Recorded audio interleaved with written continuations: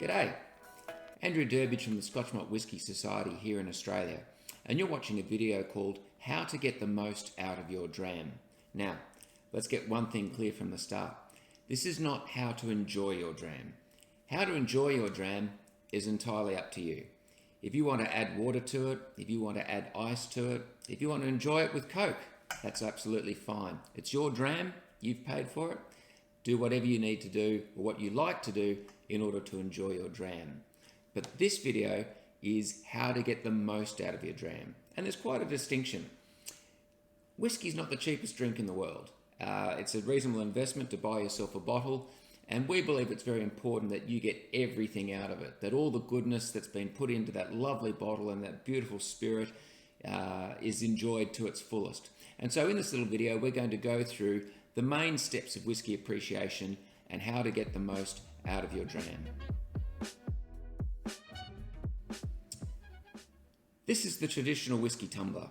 It's a beautiful glass. It's nice to hold. You can put it on the table and you don't knock it over. You can put some decent rocks into that, put some ice or a big spherical sphere of ice or a cube if that's your thing. And that's great for enjoying whiskey. However, it is the worst possible glass for appreciating whiskey, because when it comes to whiskey appreciation, one of the key elements, as we'll discuss in a moment, is the nose. You want a glass that's going to capture the nose or the aroma or bouquet and deliver it to your nostrils. So when it comes to appreciating whiskey as opposed to enjoying it, this probably isn't your glass of choice. What you do want is a glass that's going to capture the aromas, concentrate them and focus them towards the rim of the glass and deliver them to your nostrils. Now this is just a very generic spirits taster, as we call it. Works absolutely fine. You're probably very familiar with the Glencairn glass, which is now ubiquitous and everywhere. Serves its purpose just as well. And of course, also the Society glass. Now this has won a few awards as a fantastic whiskey glass because it delivers everything you want in a glass. Obviously does exactly what we want with the bouquet and the aroma, focuses it to the nose, very pleasant and comfortable to hold. You can warm the glass in your hand, and look, it's pretty attractive as well, and also great delivery into the mouth. So before you set about appreciating whiskey, make sure you do pour it into the right type of glass that will do the job for you. So once you've got the right type of glass in your hand, then we can start to look at the 4 parts of the whiskey appreciation process. The first part of the whiskey appreciation process is to appreciate a whiskey's colour. Colour can tell us so much about the whiskey's history. It can give us some clues as to the type of cask that it was matured in, and can also give us a clue about the whiskey's age. Now I've got 2 whiskies before me here, very different colour. If I just give a white background to that to help you there, you can see there's quite a difference between the two. Now the majority of Scotch whisky produced today is matured in one of 2 types of cask. The majority of whisky, it's either in an ex-bourbon cask, that is a cask that was previously used in the American bourbon industry, or an ex-sherry cask, a cask that was used for sherry production. There are lots of other casks used as well, of course, port casks, other wine casks, Madeira, French oak, and the like, but they make up a relatively small percentage. So for the purposes of today's video, we're just going to consider chiefly bourbon and sherry. And the very rough rule of thumb is that a sherry cask will impart significantly more colour to the whisky. These are both single malt Scotch whiskies from the Scotch Malt Whisky Society. This one is from a bourbon cask. This is from an ex-sherry cask. And you can see the distinction. The second thing that colour can tell us or give us a clue about is the whisky's age. Now, again, general rule of thumb, but the more years a whisky spends in the wood, the more colour it will take off. When whisky comes off the stills, when it's first distilled as a spirit, it's actually as clear as water, and it takes its colour from the wood. So the rough rule of thumb is the more years in the wood, the more colour it will take on. So sometimes when you see a particularly dark whisky, it can be a clue that it previously came from a sherry cask, or that it actually has quite a few years under its belt. It may be an older whiskey. Now, how can you tell if it came from a sherry cask? Well, that comes down to the nose and the palate, which we'll talk about in just a moment.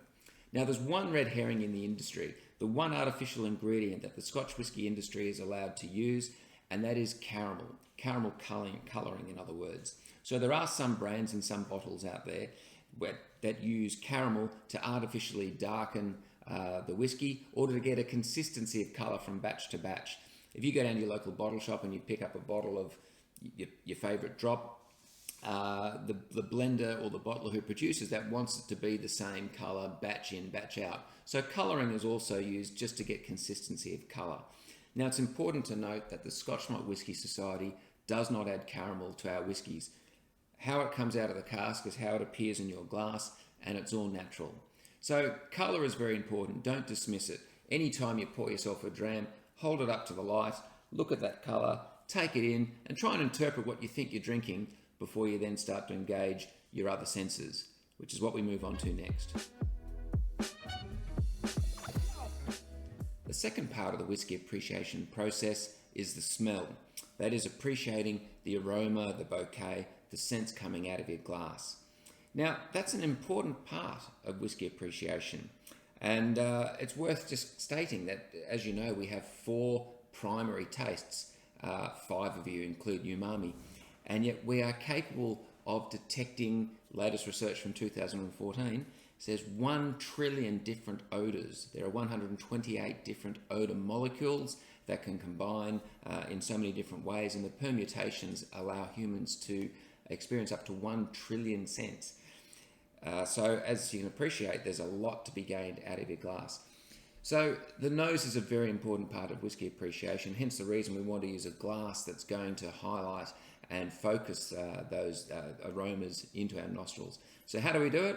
It's pretty simple. Stick your nose in and breathe in.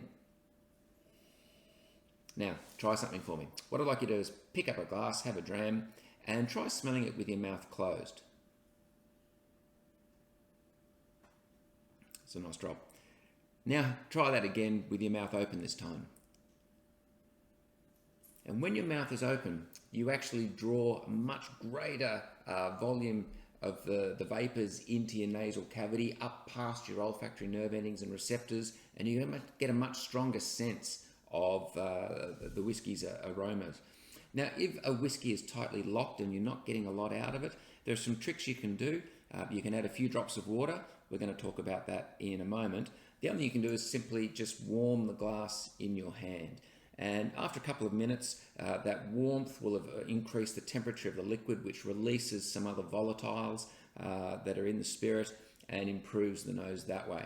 So, second part of the whisky appreciation process, really enjoy all of the scents and the aromas that are coming out for a few reasons. One, because they're very pleasant, and 2, they'll also give you a clue as to what's about to come when you come to taste. It's also worth saying that your nose will also identify if there are any flaws or faults in the whiskey.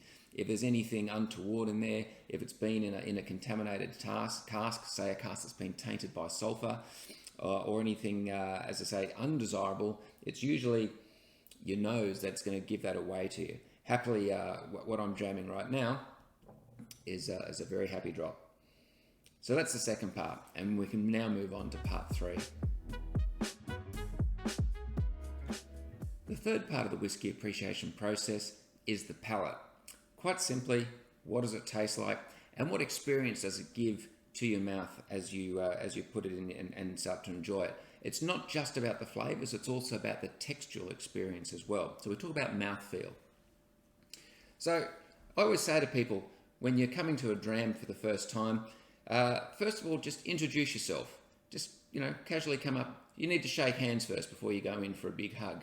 So in shaking hands, the first thing I suggest is to take just a little sip at first. Take a small sip of the spirit, bring it onto the front of your tongue, and then move your tongue around your mouth to coat the rest of your mouth with the spirit.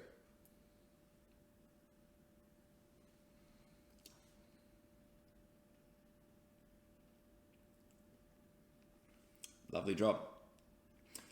So now that we've introduced ourselves to the spirit, we can actually go in and be a bit more friendly with it. And I suggest the second time round, take a much bigger sip this time. And this time you want to actually move that spirit all around your mouth, to the front and back of your tongue, to the sides, to the pouches of your cheeks, all around your gums.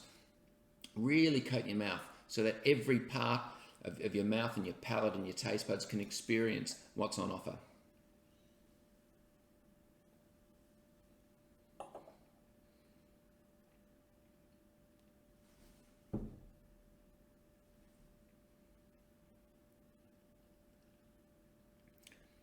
That is delicious.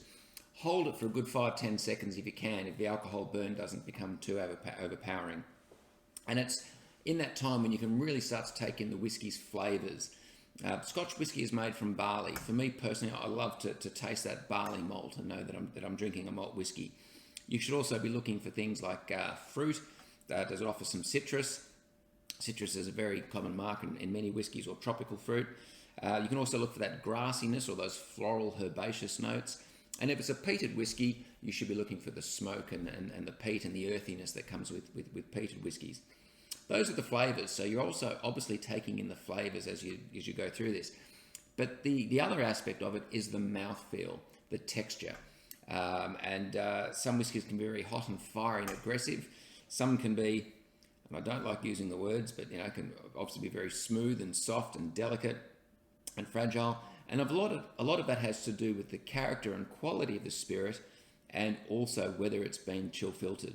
And that's a very important thing to talk about, particularly when we're considering Scotch Malt Whisky Society bottlings. A lot of whiskies that you get at your local liquor outlet will have been chill filtered, which means they take the spirit, the whiskey, they filter it down to a very, very low temperature, where a lot of the oils and fats that are in the spirit solidify and they get filtered out. There's a few reasons for that, which we won't go into, but the point being, the Scotch Malt Whisky Society does not do that. Our whiskies are non-chill filtered, so all the oils and fats, i.e. the flavour and the mouthfeel, are still in the spirit. And we can demonstrate that. Beautiful Society whiskey, oils and fats still in the spirit, and water. And as we know, oil and water don't mix. So if I just dribble a little bit of water down the side there, you can actually see that I've separated, well, hopefully you can see, I've actually separated that. And if I put my finger in there, that is now oil on the end of my finger, not coming off. And if I rub it, it's very oily, very slippery, almost soapy in fact. And that is the goodness and flavour and that mouthfeel that is still in a Scotch Malt Whisky Society bottling. And indeed for most cask strength whiskies, most of the bottlers who bottle at cask strength or higher than 46% alcohol by volume do not chill filter. So when you taste those whiskies at those higher strengths and you feel, wow, there's so much more going on here, it seems to be a such more vibrant, dynamic, robust, chewy whiskey, that's the reason. It's because the goodness is still in the dram. So with that taken care of now, we can move on to the fourth part of the whisky appreciation process. The fourth part of the whisky appreciation process is the finish. This experience, this whole part of appreciation doesn't end when you swallow your dram. Once you've swallowed the whiskey, you still have residual spirit in your mouth, you still have residual vapors in your mouth and nasal cavity. And it's incredible how many new nuances or flavors and aromas you can actually get from the whiskey in this final stage after you've swallowed. And we call that the finish. What is the whiskey's finish? Now, some whiskies can have a very short finish. You swallow the dram, everything evaporates on your mouth, it's gone like that, and you need to rush back for another mouthful. Some whiskies, good whiskies, have a very long finish, one that goes and on and on. Sometimes it'll build and you'll get a crescendo of flavors and aromas that build in your mouth and in that nasal cavity. And that can be a lovely experience. Some whiskies, the finish will bring in and introduce new flavors and aromas that weren't there at first as they start to as a reaction takes place with the oxygen in your mouth. When you've had a whiskey and swallowed, open your mouth, breathe in, and again that oxygen will react, release more volatiles, and you'll get a new and different take on the finish. and the new flavours that you get as a result. Some whiskies can turn bitter. Sometimes the finish can be unpleasant. It can go in a very astringent direction. So the finish, as I say, is part of that process. And you've now appreciated your whiskey.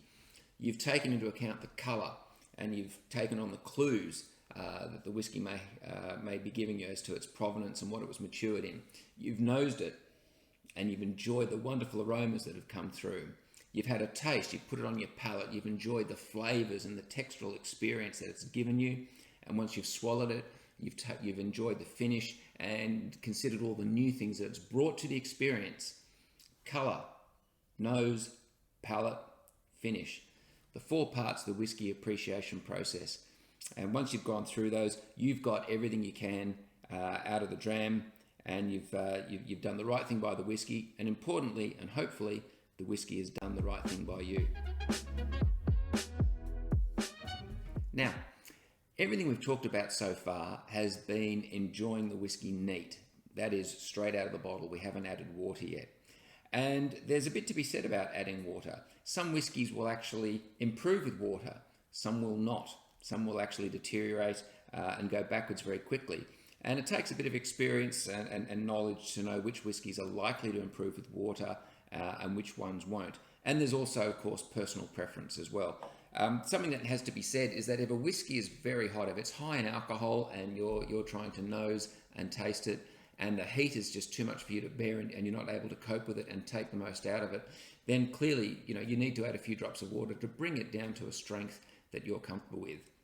It's important to know, of course, that when you add a few drops of water or any amount of water, a chemical reaction is taking place. You're changing the whiskey, and that water will interact with the volatiles in the spirit and change it. So something I can't deny is if you have a whiskey and you're struggling to get something on the nose, you're struggling to get the aromas out, a few drops of water will make a big difference to the nose and release some of that aroma. So if that's something that's an issue, by all means, add a little splash. That was probably more than a little splash. Put your hand on top, give that a swirl, mix it together, and then, wow, much stronger sense of those aromas. And different aromas as well. This has actually now opened up and gone in new directions, interesting directions too, for that matter. And of course, I've also brought the strength down. So if there was a high aggressive burn there earlier, that's now a little bit softer, which allows me to take in some of those other characters. But that's a very personal thing. Some people refuse to add water. Some people add it out of habit and preference immediately. I always say, if you're going to appreciate a dram, try it neat first. Make a decision as to whether you think it needs water, and then add a few drops at a time. Always be sparing with your water. If it needs to add more, you can add a bit more. But if you add too much in one go, you can't take it out again. So be careful as you add water. And that, ladies and gents, is the whiskey appreciation process. It's been a pleasure drinking with you. Look forward to your company next time. Cheers.